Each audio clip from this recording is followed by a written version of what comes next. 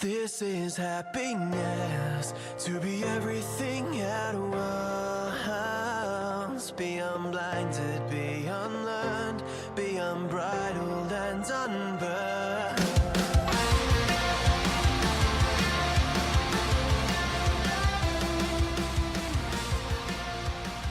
Hey everyone, welcome back to a brand new episode of Mood Prep. My name is Dave Nixon, and today I want to go through and expand on something that I talked about briefly earlier in the week, and I want to really put some emphasis on it today, and that was the 3 questions that I asked at the start of the Mood Prep Intensive. Now, these 3 questions were designed to help the individual listening and attending to really set some sort of intention for the weekend. Now, the trouble with the idea of intention is that it can often be lost in this corny, wanky idea of setting some sort of intention for, at least in my experience and my experience with talking with other people, and it can get lost in that space of just like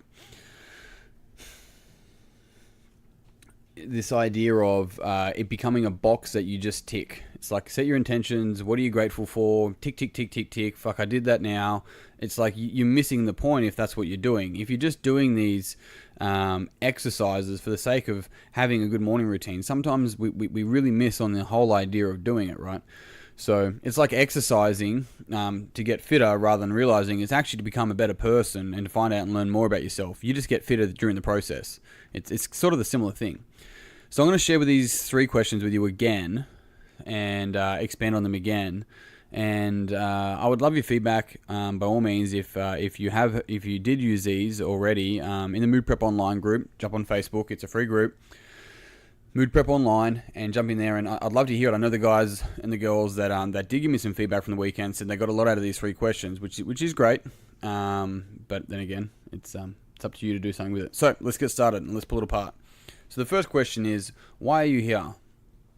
And what's the intention behind this question? Well, it's going like, did you come here today? And remember, I'm sharing these with you from a question of like, how are you going to rock up at work? How are you going to rock up in your relationship? With sport, the gym, education, anything, right? And to really start questioning ourselves and really start pulling apart ourselves. And so the first one is, why are you here? Now, where this could, use an example with, let's say, education. So let's say you're at university and you sit there and you're going, I'm doing uni, and you're like, why am I here? And the first thought that pops into your head is like, well, because Dad said that I had to. It's like, okay, so this should give you an idea around why you may be doing something. It's like, okay, well, why do I want to do what Dad tells me to do? It's like, because he's never been proud enough for me. You start to see this process of what may be causing somebody to do things and be responsible for the behavior in pursuit of pleasing somebody else. Now, we may not even realize this, and often we don't. We often just go through and just do it for a long period of time, because that's just what you do, right? And the problem with being stuck in there is that we then never question ourselves, especially if it's in the face of someone else saying, well, my dad or my mom or my brother or my sister or whatever it may be. I'm sharing, those kind of names, but it could really be anyone.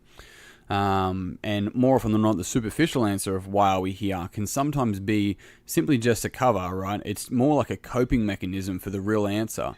Why are you here? It's like, well, I really want to be able to have a good career and set my life up. It's okay. Okay, why do you want to have a good career and set your life up?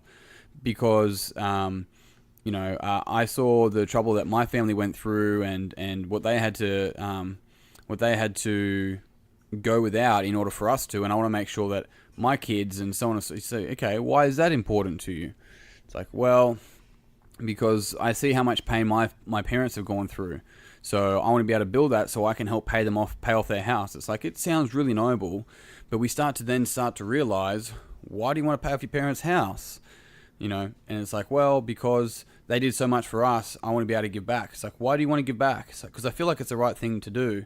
It's like, why do you think it's the right thing to do? It's like, because I want to make them proud. It's like, okay, are they already proud of you? Well, yeah, but I don't know, there's just something else there. It's like, okay, now we're getting into something that might be more true, right? We get into a little bit deeper. Sometimes it takes 7 what's called meta questions, meaning just going above, which means going up. Why is that important to you? What do you believe about that?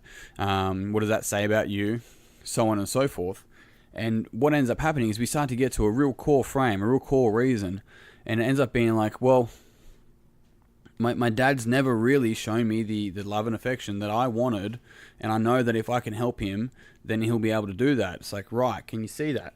And so, do you really want to do this career? It's like, not really, but now that I think about it, and we start to see that the why I'm here may be significantly deeper than what I originally thought. And that's just a small example, and I'm obviously talking as I'm thinking, but it's just such a powerful question. Why are you here? And you can do it on a micro level. Why are you here today?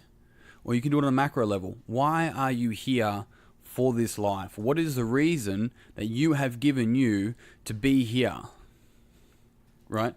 What's the meaning of life? While people are trying to figure that out, go forth and give life a meaning. Give your life a meaning.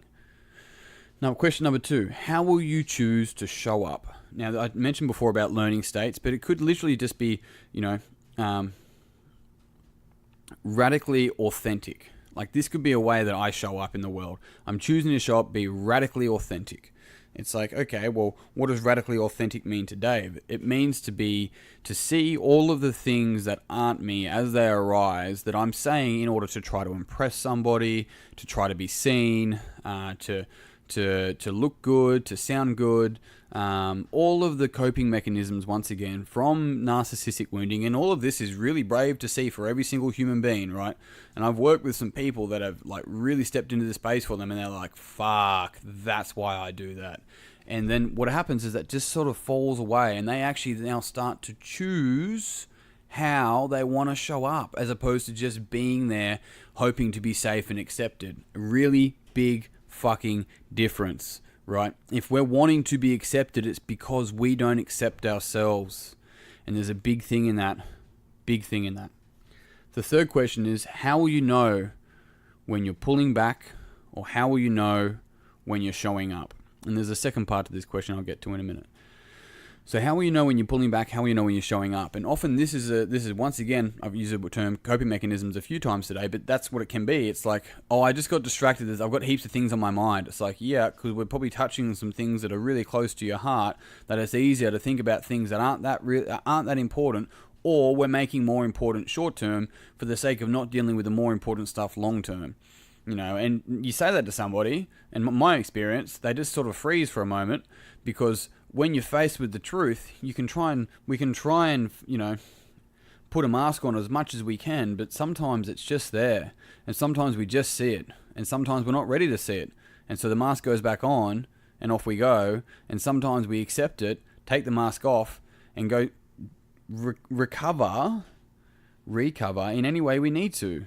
It's really quite fascinating. But how will you know when you're pulling back, when you're withdrawing from living, from experience, from growing, from discomfort, from uncomfortable, from the darkest part of the forest?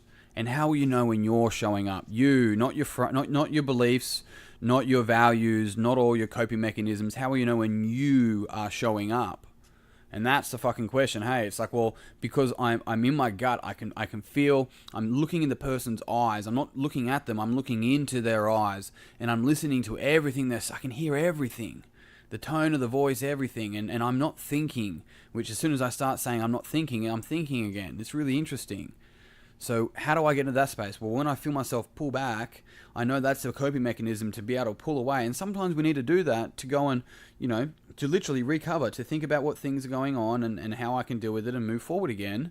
But sometimes, when we're ready, when we notice ourselves pulling back, it's time to let go of those coping mechanisms and listen to the last podcast that I spoke about and trust the process being us, and stepping forward into the unknown and making the unknown known. Right? We did that as kids, and we got scared because adults were scared, and they stored it in us. Now it's time to get rid of it. So team, 3 questions. Why are you here? How will you choose to show up? How will you know when you're pulling back or showing up? And what do you need to do, question 3.A, to move from pulling back, withdrawing, to showing up and being present? And on that note, team, I am out. Thank you very much for tuning in. You know the deal. If you haven't already, jump on Facebook, search Mood Prep Online, and join the group, join the conversation. I'd love to see you in there. Otherwise, I'm done. I'm out. Until tomorrow, you know the deal. Peace and pizza. Kick today in the dick. Slay the dragon. I'll see you soon. To be everything at once, be unblinded, be unlearned, be unbridled and unburned.